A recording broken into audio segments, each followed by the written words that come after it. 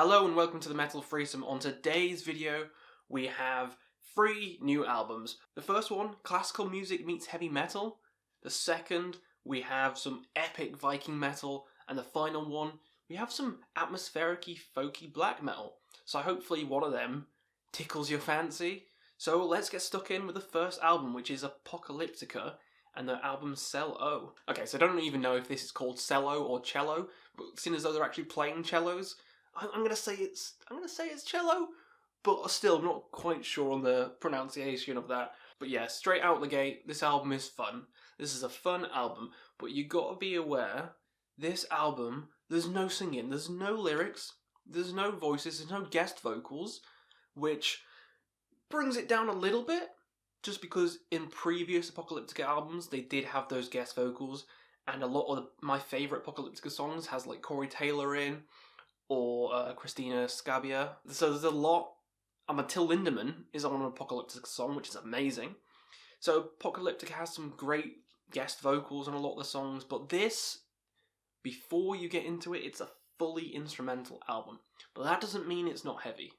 Does not mean it's not heavy. So yeah, the whole album it's a classical album. It's a classical album, but it's unlike anything you've probably heard before.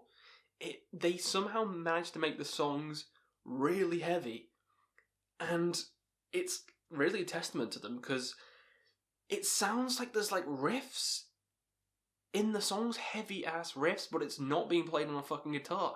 It's being played on like a cello, and it's absolutely crazy, and it's mind-boggling to think how they do it, how they manage to keep that edge and that kind of just heaviness to the songs on this album without using traditional instruments. There are drums in it, so there are some epic drum fills throughout. So the drumming, that adds to the layers of the heaviness, but the fact that the other instruments can make it interesting and thick and full is just a testament to how good the guys are, really. So it's quite a long album. It's about 50 minutes long, so you're getting your money's worth with this album.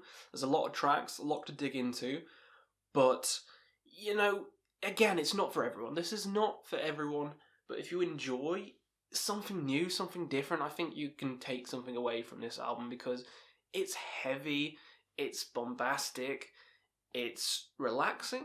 It has its relaxing parts as well, but the surprising thing is how fucking heavy it is. For a classical kind of metal album, it's ridiculous. How they managed to pull that off is ridiculous, but I'll stop gushing about that. The songs themselves, really cool, really catchy. The song, the actual title track, Cello, Jello, yeah, that's probably my favourite. It's quite a long one. I think it's about 9 minutes long, something like that, but of course I like the longer ones. It's proggy, it has its twists and turns, keeps you engaged the entire time.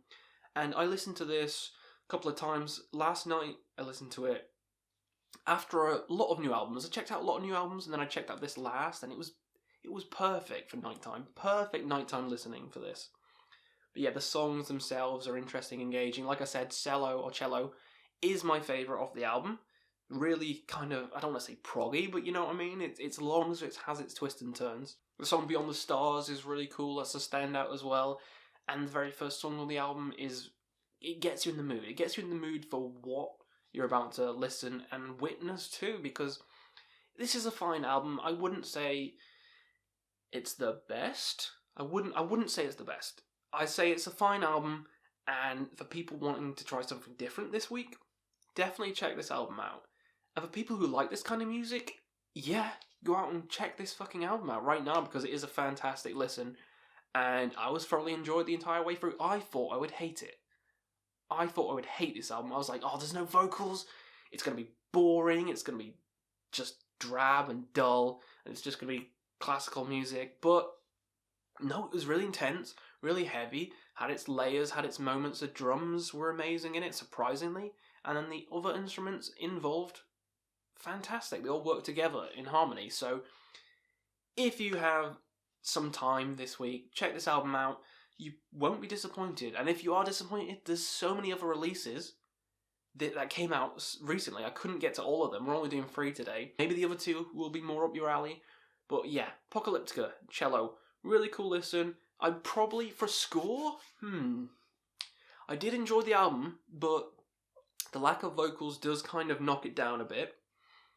So for me personally, a 7 out of 10. Really good album. This is me saying a 7 isn't like IGN saying a 7, because IGN 7 is like the game's pretty shit, but me 7 means the album's good. 5 is average. 6 is above average. 7 is, yeah, check this album out. So do just that. 7 out of 10 for Apocalyptica's Cello. Next up is a super fun and engaging one, and it's Brothers of Metal with the Emblas Saga.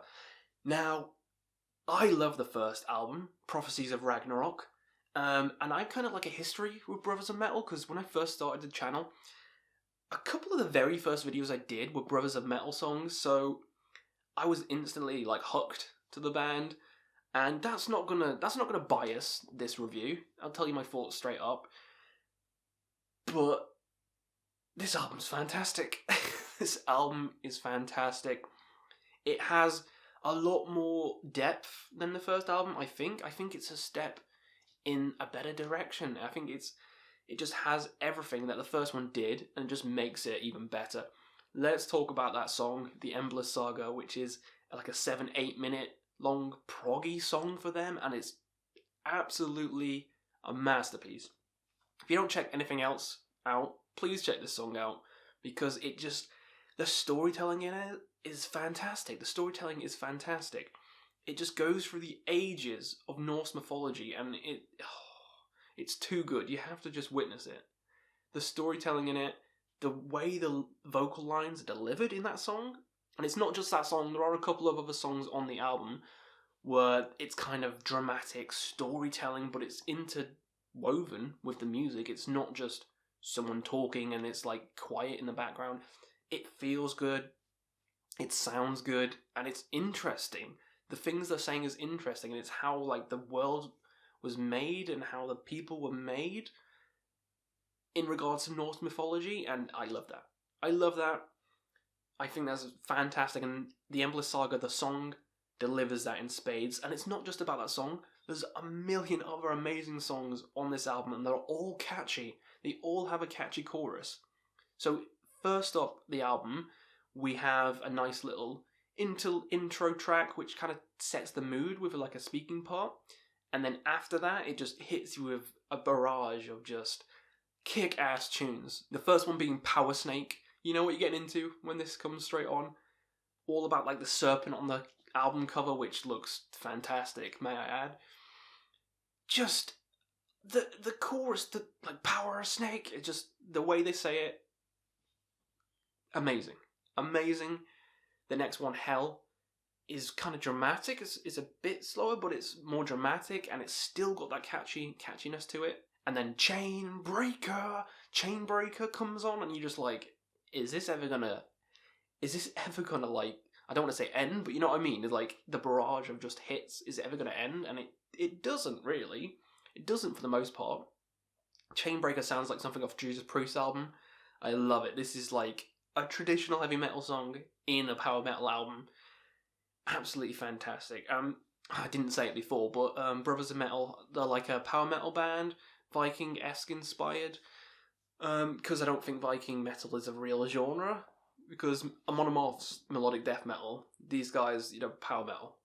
It's true and true. It's power metal. One of my other favourite songs off the album, which is a super fun ride, and I love it, and I'll listen to it right now, is Theft of the Hammer. It's all about Mjolnir. I think that's how you say it. Thor's hammer being stolen, and then he's trying to get it back, and it's just the vocal lines and just the lyrics in this song just make me smile, and it's just a fun, ridiculous ride. Like the beginning, like I'll get it up now. The beginning, he says, "Give it back at once, you thief, or I'll go tell my dad." It's stuff like that make it amazing. And there's another part I'll get in a second. The chorus when he sings, "Stealing from a gods, you clueless fools," and he just says it in that way. Oh, too good, too cinematic. This album, if you love anything kind of like, if you love a Monomorph, if you love power metal in general, if you love that kind of shit, like Tyr, any kind of Viking bands, you'll like Brothers of Metal. If you like fun, you'll like Brothers of Metal, because it's a fun band. I think people who like Sabaton and stuff, they'll like Brothers of Metal because they're doing like Norse mythology, like history lessons as well. So, Yes, this album is great, and I want to re-listen to it now. It's not perfect, though. I'm not going to give it a 10 or anything. The album kind of slows down at the end. There's one song near the end, which I'm not a big fan of, and it is one of the singles, so people might love it. I mean, it's a single, so, people probably do love it. It is sing-alongable. It's just, for me, I don't think it fits, and that's Brothers Unite. I know the meaning of the song, we're brothers of metal, uniting, blah, blah, blah. But, like, the whole history and stuff in all the other songs, like Hell and Emblas Saga and Chainbreaker and all that, amazing. This one kind of feels out of left field. Kind of thrown in there to be like, this is a commercial, this is the single. And it's fine, I don't hate it. It's just the weakest on the album. If I'm going to give my honest critique, it's the weakest on the album. It's just kind of there to get people into the band, which is good, because the rest of the songs on this, magnificent. It's just that one song I'm not the biggest fan of. Everything else, amazing. So this album as a whole made me smile from start to finish. It's going high. This is going high because I absolutely love this album. I think, is it going to be a 9? Yeah, it's going to be a 9. 9 for this one. Absolutely amazing album. I'm going to be playing this a lot. It's a fantastic release and one of the best releases this month. So please check it out. Finally, we have the last album that I checked out, and that's Vvilderness, 2 V's.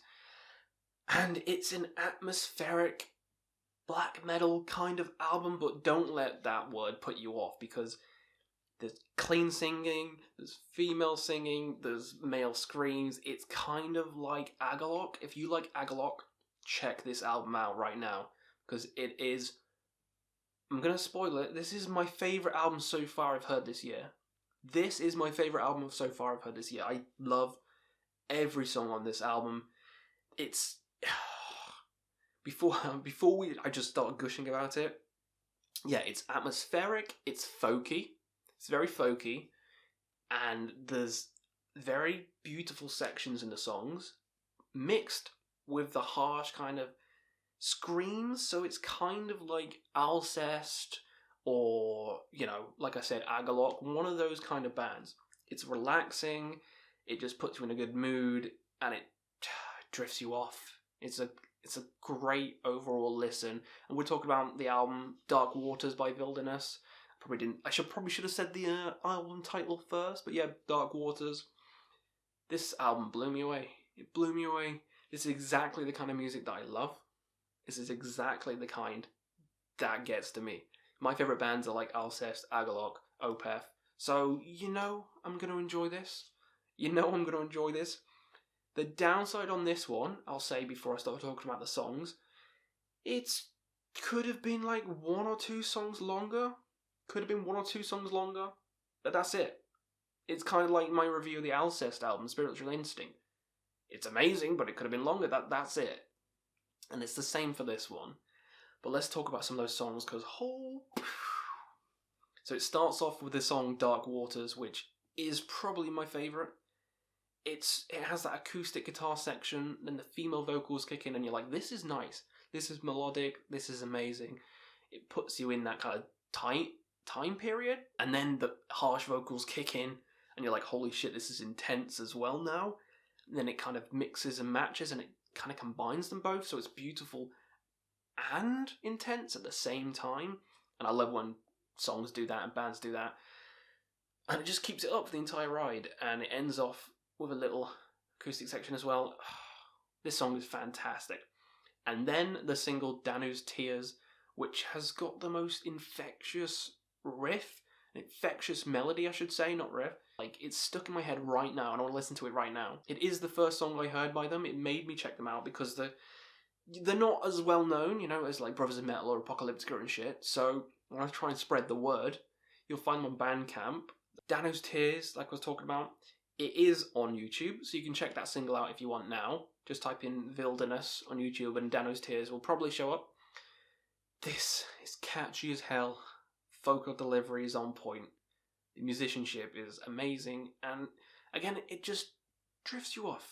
And that's what I like in songs, which is just kind of that melody that kind of envelops you, makes you feel good, feel warm and fuzzy. Oh, I love that song. Now let's talk about the long song. It's like 8 minutes long. The long song, Haversock/Snowy Mountains, which is dedicated to a composer/physicist who died.